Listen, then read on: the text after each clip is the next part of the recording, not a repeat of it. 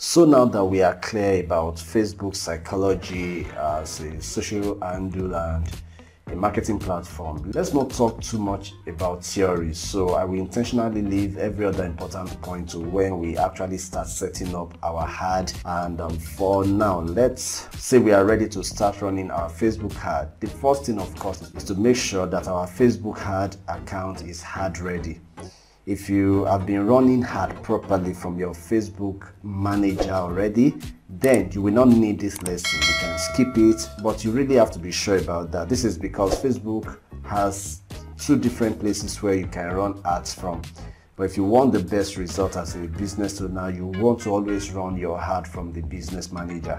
So if you have not set up your business manager properly or haven't even set it up at all before now, then I will send you a link to one of my YouTube videos that show you how to set up your business account.